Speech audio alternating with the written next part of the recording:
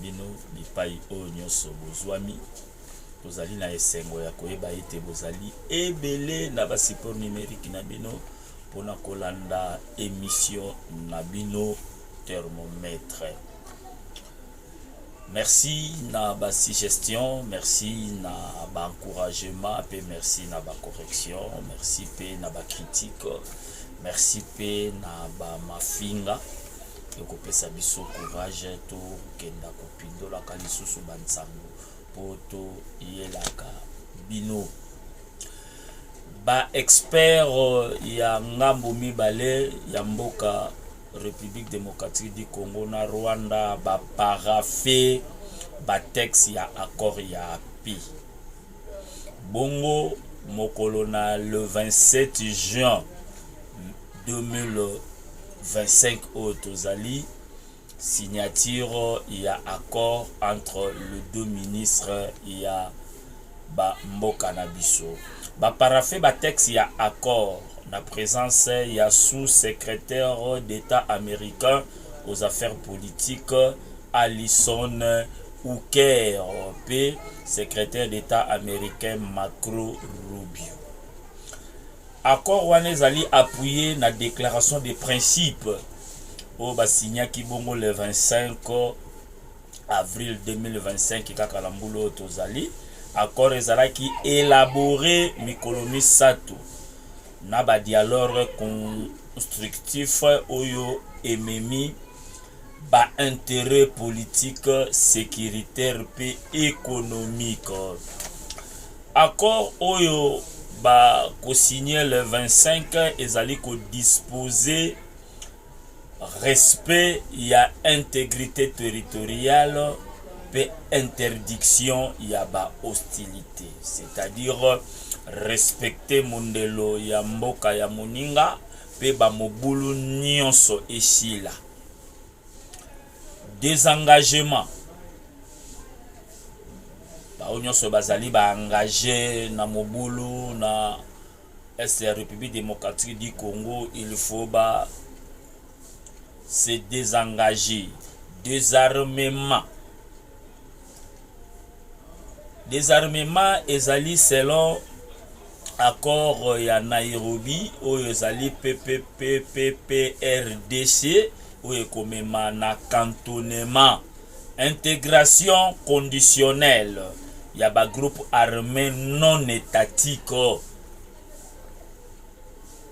Tango balobi intégration conditionnelle ya ba groupe armé non étatique, c'est-à-dire bako intégrer na ba dialogue ba groupe oyo bazali ko déclarer ba droit bongo bakomema bango na cantonnement toyebi ndenge et soukaka mise en place.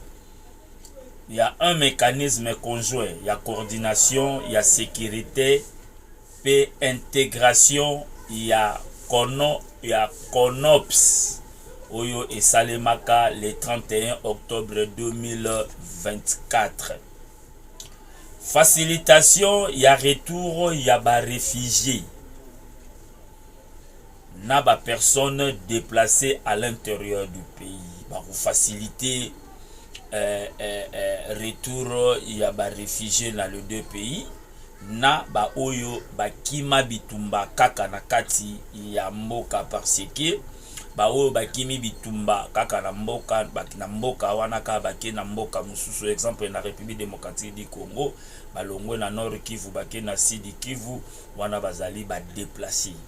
Kasi ba oyo bakimi na République démocratique du Congo bake na Uganda, Rwanda to Burundi bazali ba réfugiés.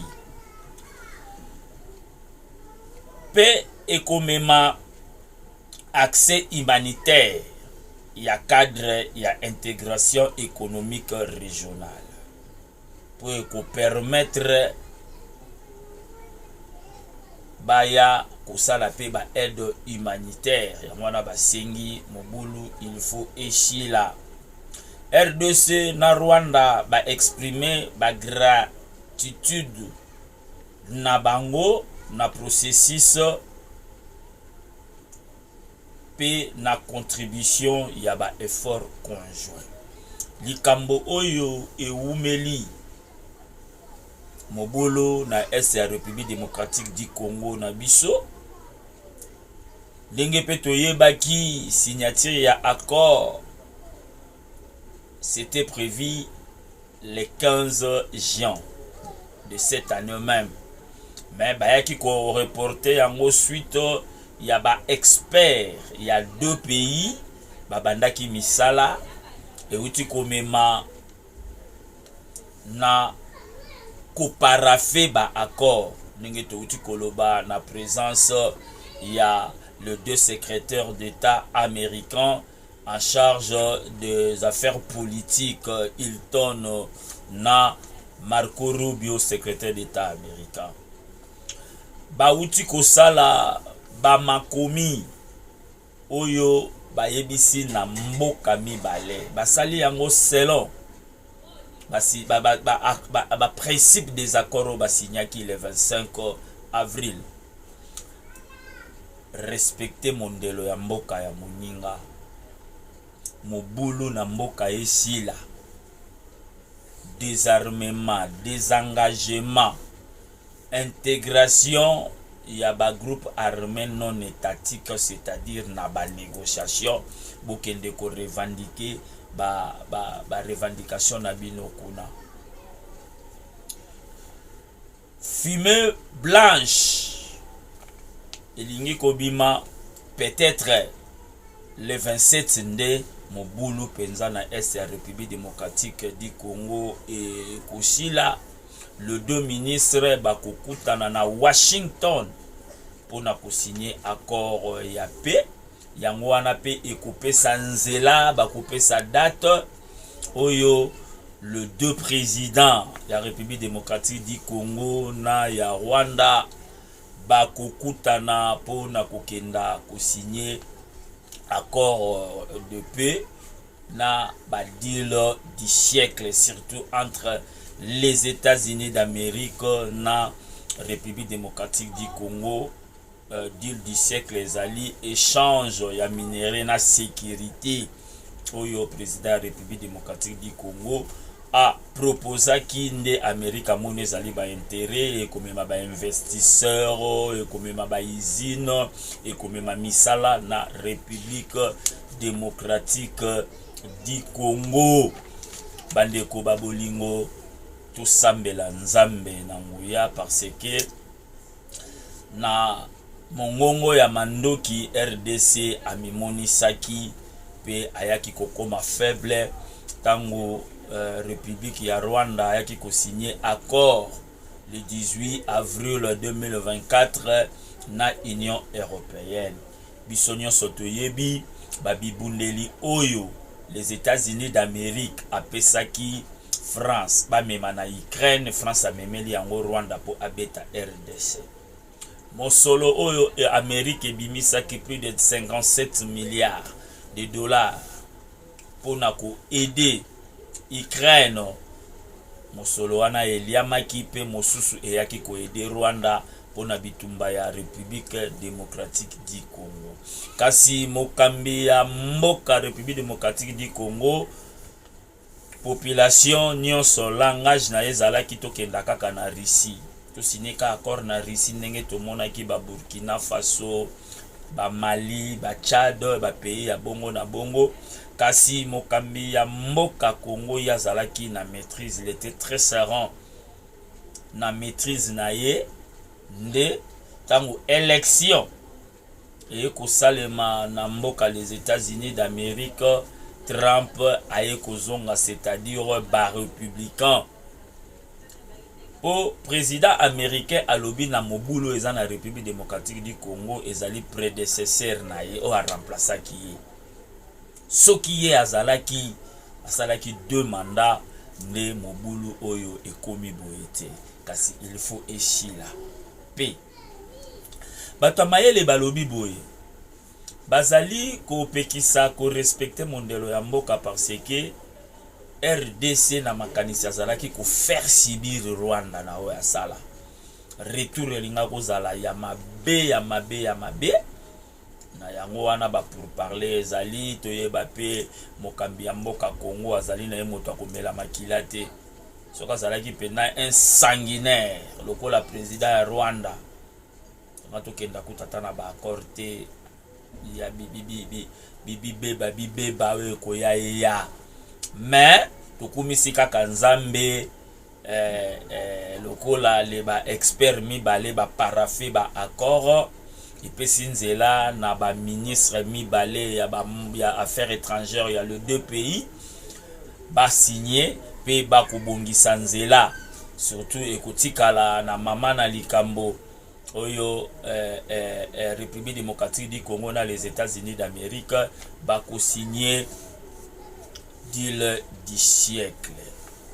Disparition ya président rwandais Paul Kagame et instauré division na kati ya parti politique na bango Force populaire rwandaise.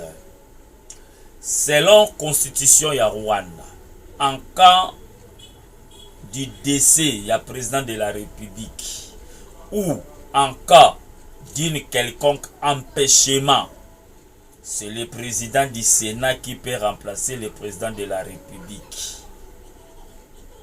Paul Kagame ya Rwanda, sans explication, à Bungi. Kasi constitution na bango elobi boye. Soki président de la République a koufi, ou bien a dû empêchement moko boye, moto ko remplacer yi. Ezali bongo président ya Sénat moto akozua mpifo pona kokamba bango.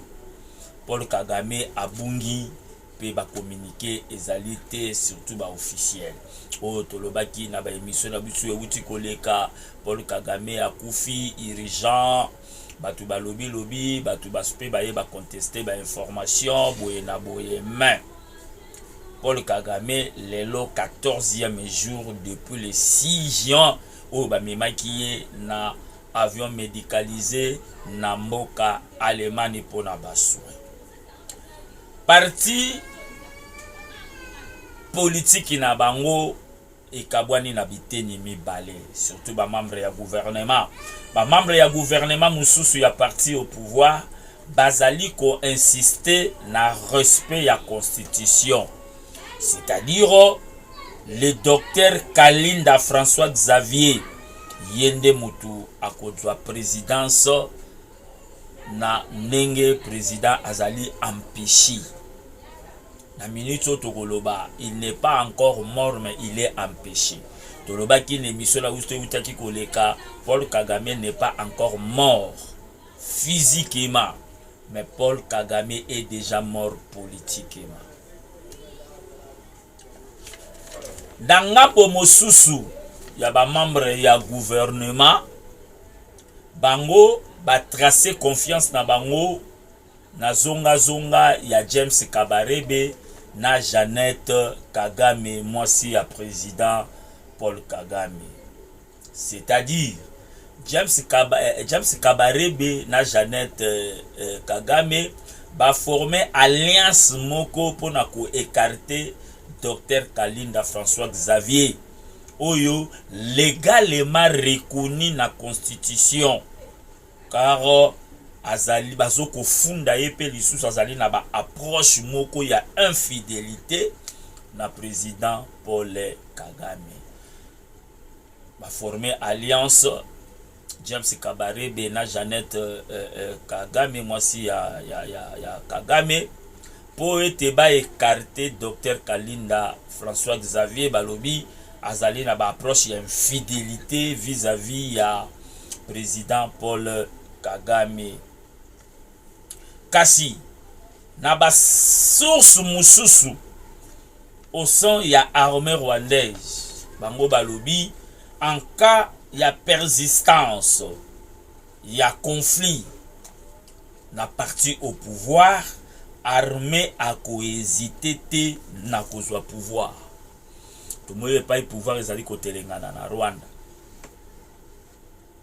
Ba membre ya gouvernement mususu bazali pour que selon constitution respect des textes président ya Sénat akumbela masolo na cas ya empêchement ya président de la République. Na ngambo mususu na gouvernement na parti au pouvoir basali likita zonga ya général James Kabarebe azali na sanction na communauté internationale na mwasi ya Paul Kagame, Jeannette Kagame pour ba écarter président ya Sénat. Kasi ngambo ya armée pa lobi soki kaka crise oyo et persister biso toko récupérer pouvoir. Kala ndenge pouvoir ezali kotelengana. Kasi batamayele ba ebisi ancien chef de l'état Joseph Kabila so bibimisi na mpwasa ozalaka na Rwanda. Kasi nini ezali kozanga na yo kende pe kowelela mpifo. Mboka Rwanda po ba Rwanda boyoka na bino soni te koza na Togo opostile koza na République démocratique du Congo. Moïse Nyarugabo boza wapi pouvoir ezotelengana na Rwanda. Azaria Suruberwa boza wapi bokende kowelela. Pasteur o pochaka makelele o bazongisi image na oya kala ya inane passé ke Kagame akufi mutolobaki pouvoir ezokotelengana. Ba général en exil ba opposant na exil boza wapi moma yango bokende kochama yele bowelela mpifo. Le fils de Nkondo Juvenal Abiyarimana boza wapi bokende kowelela mpifo. Pouvoir ezokotelengana. Kasi mituna ezali kotunama Paul Kagame azali wapi. Nyonso ezali kaka pona ko échapper signature ya ba accord ya paix na Washington entre Rwanda na République démocratique du Congo. Tukanisite. Meba mutuna mususu soki Paul Kagame asali yango pona ko boycotter signature ya ba accord.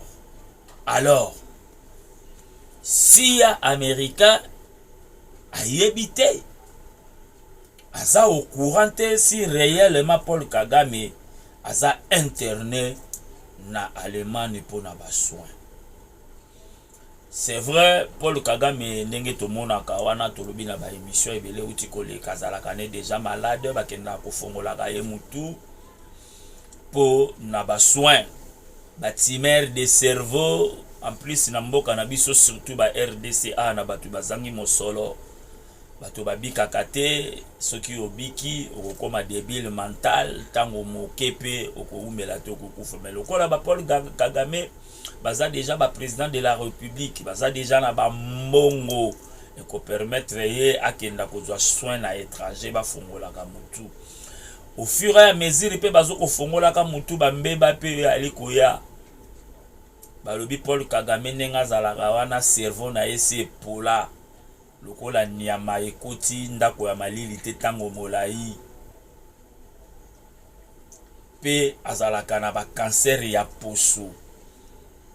Est-ce que vraiment soki Paul Kagame abatami po aboycoter signature ya accord est-ce que ko sala tango molai boye oye committee ba parti au pouvoir et comme na bokabwani ba komi koela mpifo c'était pas comment la pouvoir na nya kokitana na ye c'est-à-dire il y a quelque chose qui ne cloche pas vraiment lokola mabongisa mezali le deux partis oyo ya parti au pouvoir bakabwani oyo bazali ngambo ya respect des textes bazali ngambo ya mwasi ya Kagame na James Kabarebe bakosuka kaka na koyokana pona kobimisa mokitani oyo ako remplacer to banzi kaka yokende kaka na respect des textes toyebaka constitution ya Rwanda eza ndenge moko na constitution ya République démocratique du Congo parce que Rwanda nde mutu imposa biso constitution. Kagame mutasalango manuscrit batindi yango awa ba adopter pe ba publier yango. Tokozanga te koyela bino ba nouvelle pour concernant makambo etali disparition ya Paul Kagame na évolution ya partage des pouvoirs ya kowela pouvoir na mboka Rwanda pe na évolution ya signature d'accord si il y a des nouvelles dates ce qui va ko reporter ce qui va ko maintenir kaka date ya le 27 juin. Bandeko babolingo, merci beaucoup pour la confiance au bopesi biso tala moi bansango to memela kibino yango wana chaque jour tolobaka na bino merci na confiance au bozali ko pesa bisu soki bo sepela ki na émission ya lelo ezalaki bongo réalisé toujours na ngai mais votre humble serviteur Jonas Tambu Muzalendo numérique pesima ya caméra ngai moko kaka na pesibino. Rendez-vous na émission oyo ezali koya mikolo ezali koya soki Yesu Kristu Masia azongite botikala malamu na mabota na bino.